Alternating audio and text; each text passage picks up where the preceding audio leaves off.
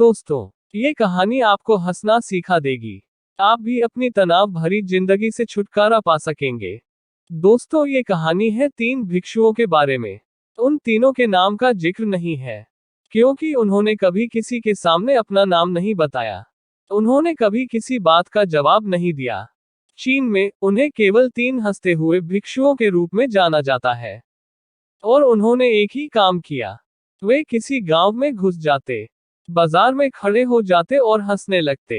वे अपने पूरे अस्तित्व से हंसते, और भीड़ इकट्ठी हो जाती। उनकी वजह से पूरी भीड़ हंसने लगती। फिर वे दूसरे शहर चले जाते। उन्हें चीन में बहुत प्यार किया गया। यही उनका एकमात्र उपदेश था, उनका एकमात्र संदेश, वह हंसी। और वे कुछ सिखाते नहीं थे, वे बस एक स्थिति पैदा कर देते। फिर ऐसा हुआ कि वे पूरे देश में प्रसिद्ध हो गए, 3 हंसते हुए भिक्षु के नाम से। पूरा चीन उन्हें प्यार करता था, उनका सम्मान करता था। किसी ने कभी इस तरह से उपदेश नहीं दिया था कि जीवन सिर्फ एक हंसी हो और कुछ नहीं।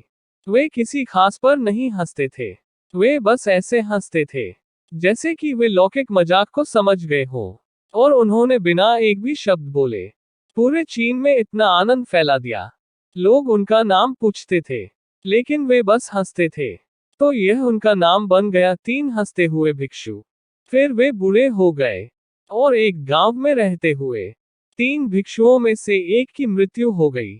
सारा गांव बहुत उदास हो गया, क्योंकि उन्होंने सोचा कि जब उनमें से एक मरेगा, तो बाकी 2 अवश्य रोएंगे। ये देखने लायक होगा, क्योंकि इन लोगों को कभी किसी ने रोते हुए नहीं देखा था।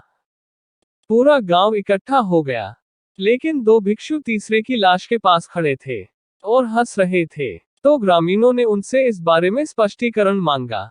तो पहली बार दोनों भिक्षु हंसे और बोले, हम हंस रहे हैं क्योंकि यह आदमी जीत गया है। हम हमेशा सोचते थे कि पहले कौन मरेगा, और इस आदमी ने हमें हरा दिया है। हम अपनी हार और उसकी जीत पर हंस रहे हैं। इसके अलावा वह कई सालों तक हमारे साथ रहे, और हम एक साथ हंसे और हमने एक दूसरे की उपस्थिति का आनंद लिया। उन्हें आखिरी विदाई देने का इससे अच्छा तरीका कोई नहीं हो सकता। लेकिन पूरा गांव उदास था, और जब मृत साधु के शरीर को चिता पर रख दिया गया, तब गांव वालों को पता चला कि बाकी 2 साधु ही मजाक नहीं कर रहे थे। तीसरा जो मरा हुआ था वह भी हंस रहा था। उसने अपने साथियों से कपड़े न बदलने को कहा था। यह परंपरागत था कि जब एक आदमी मर जाता है तो वे उसके कपड़े बदलते हैं और शरीर को स्नान कराते हैं। तो तीसरे साधु ने कहा था, मुझे नहलाना मत, क्योंकि मैं कभी अशुद्ध नहीं हुआ।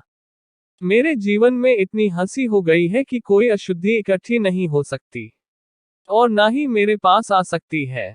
मैंने कोई धूल नहीं जमा की है। हंसी हमेशा जवान और ताजा होती है, इसलिए मुझे न नहलाना और मेरे कपड़े मत बदलना।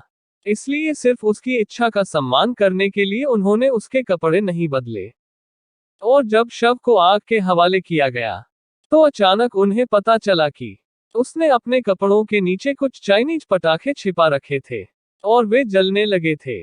तो सारा गांव हंस पड़ा, और अन्य 2 भिक्षुओं ने कहा, चालाक मनुष्य, तुम मर चुके हो, लेकिन तुमने हमें एक बार फिर हरा दिया है।